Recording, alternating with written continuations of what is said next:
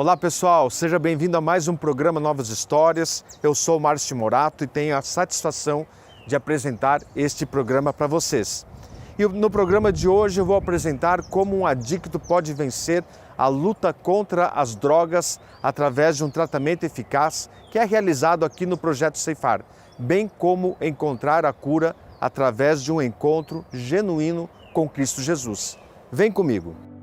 O Projeto Ceifar. Muitos caminhos surgem na vida das pessoas e normalmente cada indivíduo escolhe o seu próprio caminho com base naquilo que viveu no passado e vive no presente. Para as pessoas que têm as suas vidas dirigidas pelo homem natural, o caminho que normalmente escolhem trilhar tem como base os próprios sentimentos e emoções, os quais influenciam nas decisões da vida e, na maioria das vezes, sem raciocinar, não procuram a orientação de Deus para definir esses caminhos. E por isso, muitas pessoas que estão fragilizadas pela vida escolhem o caminho das drogas e o caminho da morte. Por conta disso, Deus levanta pessoas comprometidas com o Evangelho e que amam ao próximo para resgatar vidas. Então surgem projetos com este propósito. E o Projeto Ceifar nasce como resposta ao chamado do Senhor nos corações do empresário Markson Marques e sua esposa Cláudia Nili, que implantam o projeto a partir de maio de 2003, com a parceria da Primeira Igreja Batista de Curitiba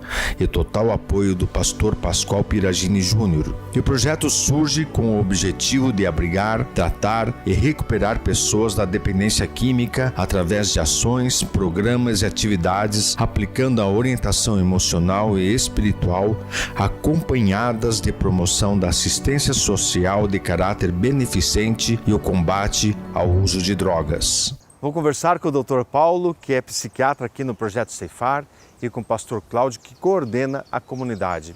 E vamos conhecer as atividades desses dois homens que dedicam as suas vidas para ajudar pessoas para sair do mundo das drogas. Então, pastor Cláudio, cite alguns fatores que levam as pessoas para a dependência química, por favor. Bom, além de famílias desestruturadas, que quase todos, eu falaria que 100% dos alunos que se internam têm a família desestruturada, por diversos motivos, certo? Mas um fator preponderante é a influência dos amigos. A influência, o convite para experimentar uma coisa nova que eles nunca conheceram e que dá essa vergonha de falar que não. Eles falam, não, eu tenho que ir junto no embalo dos outros. E tem outros fatores como o fator genético, mas que é melhor que o Dr. Paulo para explicar. Certo, mas em nível espiritual, como isso ocorre?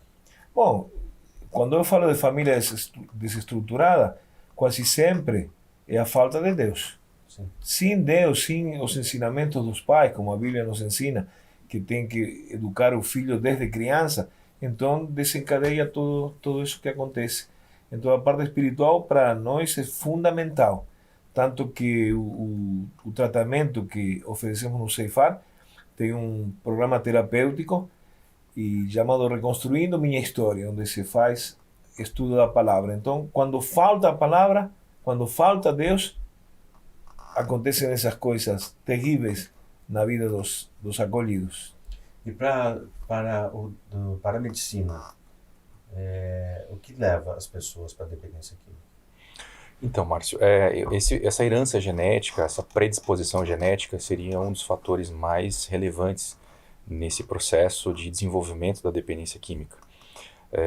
Alguns estudos mostram, por exemplo, para filhos de alcoolistas, tem até 30% a 40% de chance de desenvolver a dependência pelo álcool. Somado a esse fato, existe sim, como o pastor bem mencionou, a questão de influência de amizades no início da adolescência, nessa fase, onde esses jovens passam a experimentar substâncias que até então não tinham tido contato e eventualmente desenvolvem um comportamento de busca cada vez maior para aquele momento instantâneo de prazer, né? Muitos relatam que foi o momento mais prazeroso, a sensação mais prazerosa que eles experimentaram na vida. Isso leva a um comportamento compulsivo em busca dessa sensação. Ok, mas isso é uma questão assim, no corpo do dependente químico vai trazer essas sensações, algo talvez interno no psique, né? Sim. Mas e no corpo? O que ocorre no corpo do dependente químico por causa das drogas? É exatamente isso.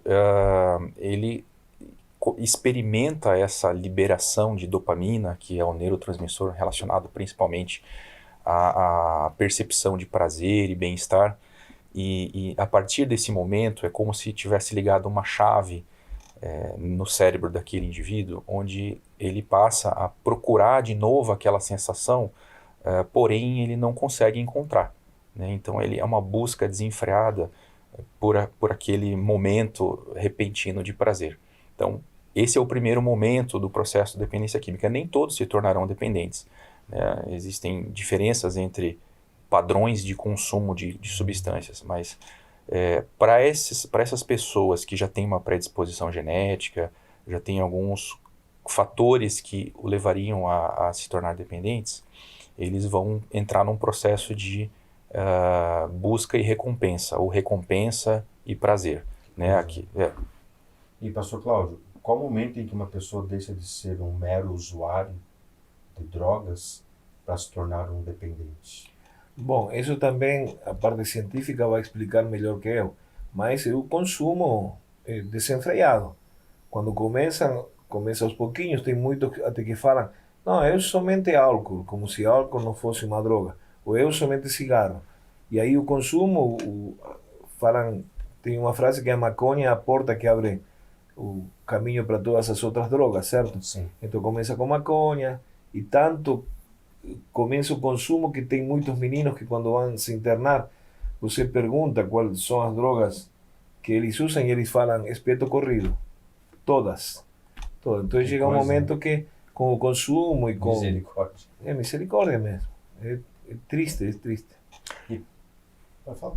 Isso é bem interessante o pastor mencionar, porque para esses indivíduos já existe um fator de compulsão, né? Ele já tem um descontrole de impulso para alguma coisa. Então, muito provavelmente, por essas características genéticas e comportamentos aprendidos ao longo da infância, adolescência, dependendo do que esses jovens são estimulados e esse contexto social e ambiental, eles vão desenvolver a dependência química, mas não necessariamente, né? Então, é bem interessante esse exemplo, porque eles já têm esse padrão, esse risco de desenvolverem uma compulsão por alguma coisa. Pode ser pela pornografia, pode ser pela comida, pode ser por sexo, pode ser por jogos e pela própria... Por quê? Porque o centro de recompensa e prazer é o mesmo. É o que difere, a potência, né, neurobiológica daquele momento. E como a droga é uma das coisas que mais libera essa potência, que mais proporciona essa potência de prazer, é aí que eles vão em busca dessa experiência, né? E aí a droga leve deixa de saciar aquela primeira necessidade que o indivíduo tem, e aí vai mergulhando em drogas mais pesadas? Não necessariamente. Algumas pessoas, isso depende muito da característica de temperamento, de personalidade, ou eventualmente alguma falta para aquele jovem. Por exemplo, alguns jovens mais ansiosos se dão melhor, vamos dizer assim, com a cannabis, com a maconha, por ter um efeito relaxante, de certa forma ansiolítico inicialmente. Outros jovens que têm, às vezes, alguma característica mais hiperativa, entre aspas, podem se dar melhor, né? Estou sendo entre aspas, podem encontrar em algumas drogas estimulantes, como a cocaína, uma sensação de controle. Paradoxalmente ou ironicamente isso acontece. E aí então eles começam a desenvolver esse comportamento. É por isso que destrói a vida de uma pessoa. Não é somente uma sensação de prazer, mas de destruição. Sim. Mesmo. Isso é o que o Dr. Paulo falou sobre compulsão. Você, por exemplo, esse chamado comumente bomba que usam na academia, certo? É proibido no ceifar. Tem muitos meninos que ficaram totalmente enlouquecidos por causa da bomba. Inclusive se chegou a a ter casos de desligamento por aplicação desse remédio. E Márcio, na academia que nós temos ali, antes tinha um espelho gigante ali no fundo. E foi tirado, porque eles ficavam na frente do espelho e o tratamento deles era somente o corpo, somente ficavam obsessionados por isso. Certo. Então não sei se entra na compulsão isso também. Sim, eles acabam trocando ou substituindo, né, essas compulsões. Quer dizer, o prazer de se ver também cada vez mais forte, Cada vez mais bombado, como se fala. Né? É interessante o que o Dr. Paulo está falando, mas eu quero saber dele, doutor, por que a dependência química é considerada uma doença? Então, Márcio, é importante mencionar que dentre as 10 doenças mais incapacitantes do mundo, pela Organização Mundial da Saúde, boa parte dessas são doenças neuropsiquiátricas. Entende-se por doença como um conjunto de sintomas e sinais que trazem sofrimento e consequências relevantes à saúde ou a esse indivíduo. Então, o alcoolismo é uma dessas doenças que geram incapacidade, a depressão é outra, a esquizofrenia e o transtorno bipolar. Então, a dependência química está inserida nesse conceito de prejuízo emocional, de sofrimento psíquico importante, de prejuízo para a saúde daquela pessoa. Então, e como doença requer um tratamento especializado, um tratamento médico, psiquiátrico e uma abordagem sistêmica para que haja uma mudança nesse comportamento. Então, nesse caso, por isso que a psiquiatria é a especialidade médica mais indicada para o tratamento do adicto. Perfeito. As dependências químicas, o descontrole de impulsos estão dentro desse hall de doenças neuropsiquiátricas em todos os manuais diagnósticos e classificação. Ok, muito obrigado. Vamos para o intervalo comercial. No segundo bloco, nós queremos saber como que o projeto Ceifar trabalha tanto a questão de recuperação do adicto através da ciência, quanto na questão espiritual, onde a gente vai poder abordar. Então, para você que está vendo o nosso programa, já voltamos, mas perceba como é importante a pessoa que está passando pelo processo de adicção procurar ajuda, porque existe ajuda especializada. Então, já voltamos.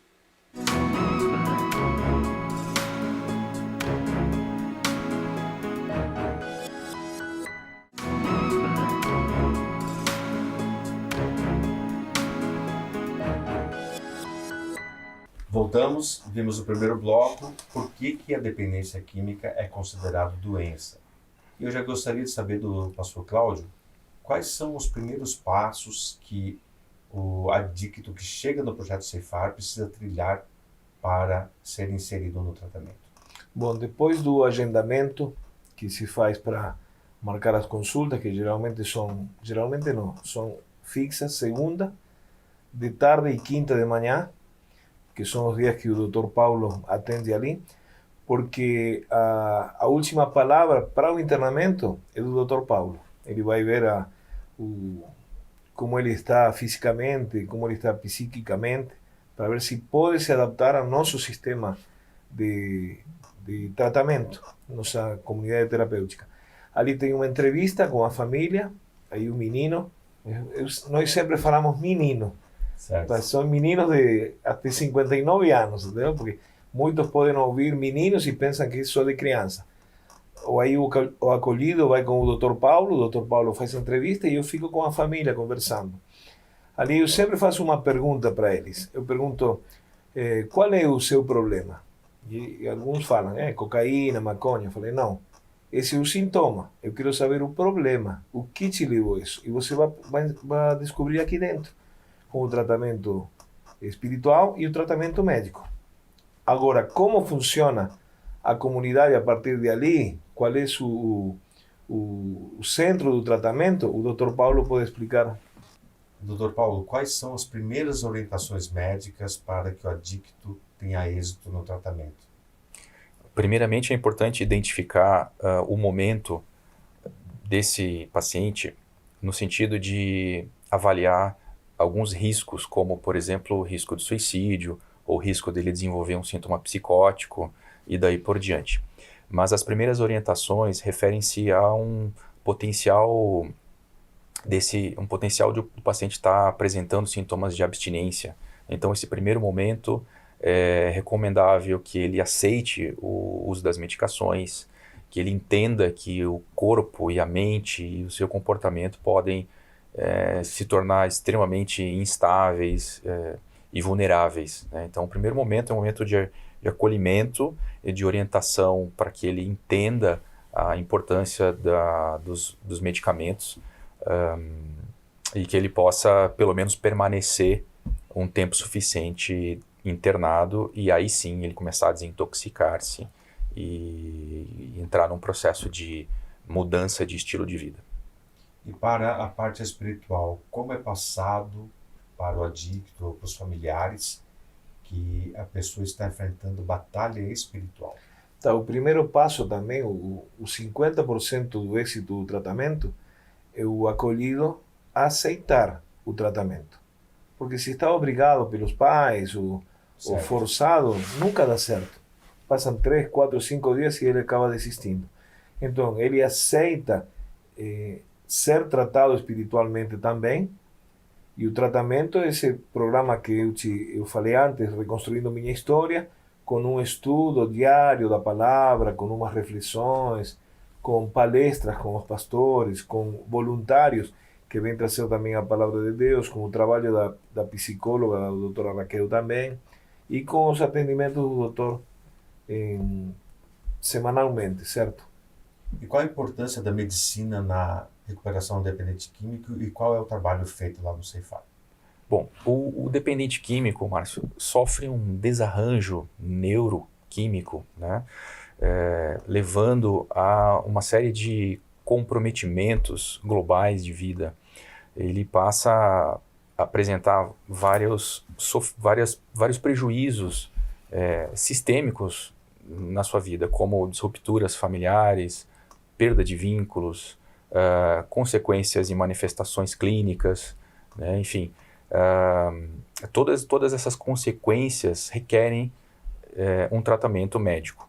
E para haver uma adaptação, para haver uma reorganização mental para essa pessoa, é necessário, na maioria das vezes, a intervenção farmacológica. Por quê? Porque ele passa a apresentar, na maioria das vezes, sintomas depressivos, sintomas ansiosos, alterações de sono e apetite, alterações comportamentais como irritabilidade, agressividade. Então, num primeiro momento, é fundamental que haja uma intervenção medicamentosa para que esses sintomas não aconteçam, né? Principalmente a síndrome de abstinência, certo, que é um quadro um pouco mais grave, né? Levando até o risco dele desistir do tratamento. E qual os danos, você falou bem dos danos psiquiátricos e no físico da pessoa? Então, por incrível que pareça, nós não identificamos na prática tantas consequências físicas, clínicas, físicas, quero dizer, no corpo, né? As consequências são principalmente psíquicas ou neurológicas, digamos assim.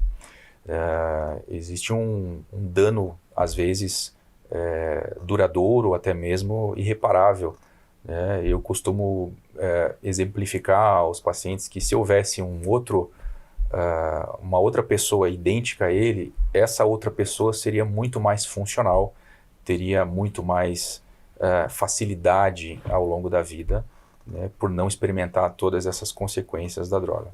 Eu acredito que o psiquiátrico, o psicológico da pessoa está muito ligado à alma da pessoa. E na alma da pessoa, pastor, o que ocorre? A restauração da alma não é fácil, mas contamos sempre com a aceitação do acolhido de querer ser transformado.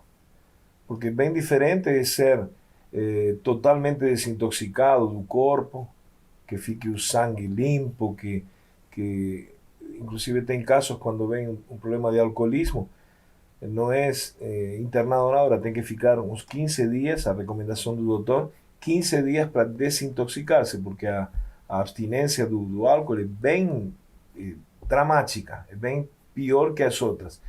A cura da alma, nós aplicamos esse Reconstruindo Minha História, que é um estudo devocional diário, onde eles têm intimidade com a palavra.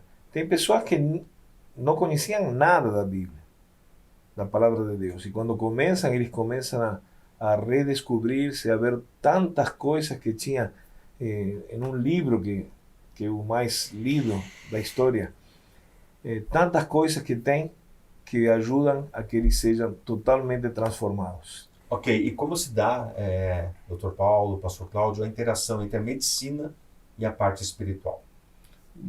Bom, para a ciência, a dependência química não tem cura. Para Deus tem cura. Ele é o médico dos médicos e pode curar, dependendo sempre da pessoa querer essa cura ou não querer. Nós falamos que o acolhido entra dependente químico e acaba o tratamento dependente mesmo, mas dependente de Deus. Porque se não está com Deus todos os dias da sua vida, ele vai recair. Então, a ciência diz que não tem cura. A religião, a palavra de Deus, fala que tem cura. As duas se complementam e fazem que o resultado seja positivo. Quer complementar? Isso é algo bem complexo, porque a dependência química é uma doença invisível, né? E, por vezes, muito fácil de achar que houve uma cura.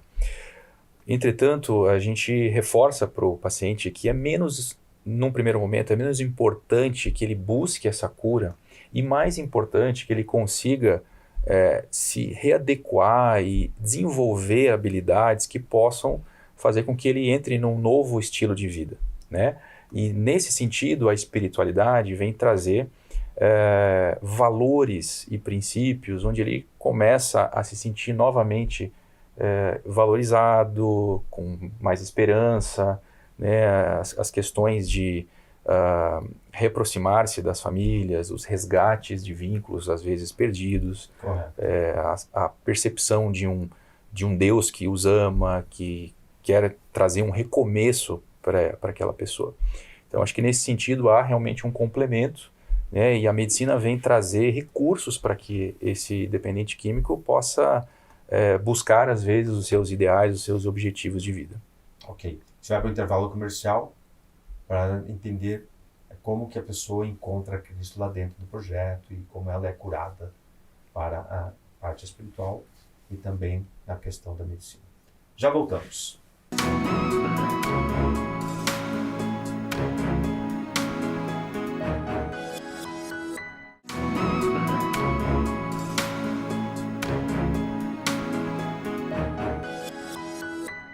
Voltamos. Quero saber dos convidados como que a fé atua na recuperação do dependente químico.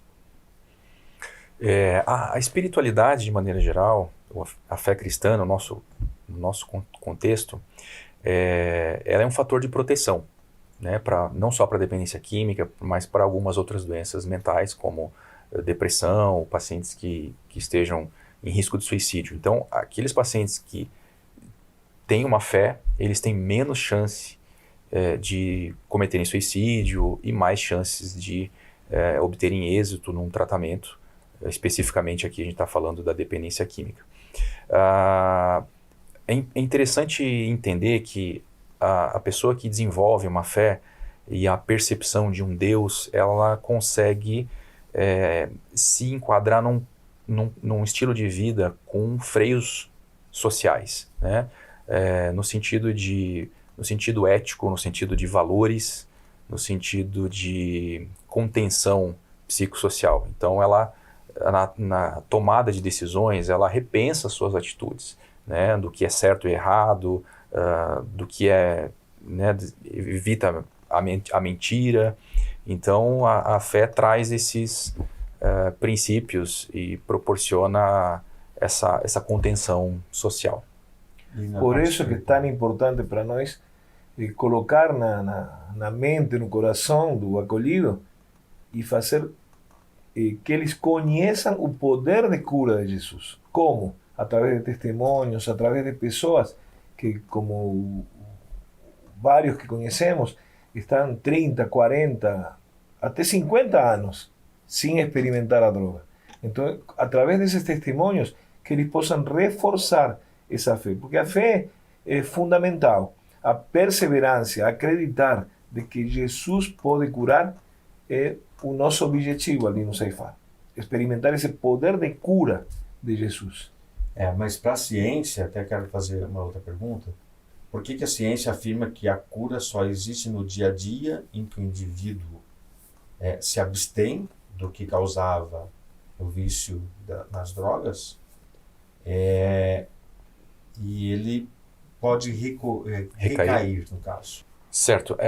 Para a medicina, para a psiquiatria, Márcio, da mesma forma que algumas doenças não existem cura ainda, doenças muito comuns como hipertensão, diabetes, não existe cura propriamente dita, mas existe um controle e tratamento. Trazendo essa analogia com a diabetes, por exemplo, a cura pressupõe que o indivíduo tome uma medicação ou faça determinada intervenção e ele, a partir daquele momento, não apresenta mais os sintomas. Não há mais a necessidade do tratamento. Da mesma forma, na dependência química, a cura traria essa percepção de que ele resolveu os problemas e que ele não tem mais o sofrimento e as consequências da dependência química. Então, isso infelizmente não acontece, né? É uma doença geralmente crônica, ele traz uma bagagem de às vezes décadas, né, que se iniciou na adolescência, e esse comportamento aprendido, essa compulsão vem se tornando cristalizadas, vamos dizer assim, no cérebro, e esse comportamento, essa disfunção requer uma intervenção e um tratamento. E é muito importante entender que às vezes a cura, como eles entendem, acaba sendo uma transferência de responsabilidade para Deus, né? Então é muito mais fácil eu entender que eu fico 1-2 meses internado e saio curado do que me haver, né, com as minhas responsabilidades de mudar um comportamento, de ter A autorresponsabilidade conta muito. Exatamente. De ter que perdoar, de ter que mudar um estilo de vida, de ter que se submeter a uma intervenção psicológica ou médica. Então, né, isso é uma questão conceitual. Não vale muito a pena o dependente químico, num primeiro momento, buscar a cura. Não faz muito sentido. O mais importante é que ele se motive, que ele tenha uma motivação a, primeiro, parar de usar, a mudar o seu comportamento, mudar o seu estilo de vida e mudar os seus... Determinação. Exatamente. Então, acho que esse conceito de cura, né, isso se tornou muito um tabu e algo que é menos relevante na prática do que a importância desse indivíduo querer mudar o seu estilo de vida. O segredo, na verdade, o fator mais determinante para que essa pessoa passe, às vezes, o resto da vida sem voltar a usar drogas, é justamente a mudança de estilo de vida. E nesse ponto, a espiritualidade e a fé se tornam um ponto essencial, né? Ali, por exemplo, como o Dr. Paulo falou, a diabetes, hipertensão tem um remédio contínuo. Na fé, qual seria o remédio contínuo? Seria a palavra de Deus todos os dias. Tanto que Jesus promete que estará conosco todos os dias até a consumação dos séculos. Se eles conseguem entender que a cura é esse acompanhamento com Jesus toda a vida, até eles morrerem, e depois continuar com a vida eterna, então o remédio do médico, dos médicos, o remédio contínuo que Jesus dá é a palavra. Então a comunhão com o Senhor é o fundamental. Jesus sempre estará a teu lado. Ok, estamos caminhando para o encerramento do nosso programa. Eu gostaria de pedir para que vocês deixassem a consideração final de cada um de vocês, falando ao nosso telespectador alguma coisa que vir no coração para a pessoa se tratar, se houver, independente do contexto familiar, para procurar ajuda, mas também deixando uma palavra de fé para as pessoas. Por favor. Bom, eu queria agradecer a oportunidade, primeiramente, o convite. É importante esse assunto, extremamente relevante. Provavelmente algum familiar, algum telespectador já teve uma experiência em casa, algum familiar que teve problemas com álcool, com drogas, então é algo muito comum, muito frequente em todo mundo. Então, acho que o primeiro passo é identificar quando existe um problema com abuso de substâncias, com o uso de drogas, e pedir ajuda. Acho que esse é o recado mais importante que eu queria deixar, é não permitir que esse consumo frequente atrapalhe e destrua a vida. Relembrar que existe tratamento, o tratamento é eficaz, né? E procure ajuda. Acho que esse é o mais importante. Ok. Pastor Cláudio. Bom, para os que estão assistindo o programa, primeiro agradecer também, Márcio, por esta oportunidade de poder mostrar nosso trabalho aqui. Eu que agradeço a presença de vocês. Isso. Nós estamos muito felizes por poder ser ferramentas no trabalho de Deus. Então, para a pessoa que está enfrentando esse problema, ou para a pessoa que conhece alguém que está enfrentando esse problema, que possa conversar com ele, que venha nos visitar, que tem esperança. A esperança, o mundo fala que a esperança é o último que se perde. Mas para nós essa frase não faz sentido, porque nossa esperança é Jesus Cristo. E Ele está vivo, ou seja, que nunca morre. Então venha, aceite o médico dos médicos, aceite o tratamento médico da ciência e juntos vamos a ter o êxito que Deus planejou quando colocou a cada um dos que estamos ouvindo ali no ventre das suas mães. Muito obrigado, Pastor Cláudio, pela presença. Tua Obrigado, presença aqui que abrilhantou o nosso programa. Da mesma forma, Dr. Paulo, Obrigado. Deus abençoe a vida de vocês. E para você, fica a seguinte reflexão. E na reflexão do programa de hoje eu quero deixar alguns textos bíblicos. O primeiro se encontra lá em Isaías 53, 4 e 5, que vai dizer que verdadeiramente Ele levou sobre si os nossos pecados, as nossas enfermidades, o castigo que nos traz a paz estava sobre Ele e pelas suas pisaduras fomos sarados. E esta palavra foi dita pelo profeta Isaías ainda na Velha Aliança, já testificando o que seria o ministério de Jesus. E o ministério de Jesus foi marcado com muitos milagres de cura e podemos ver a testificação desta palavra em Mateus 8, 16, 17.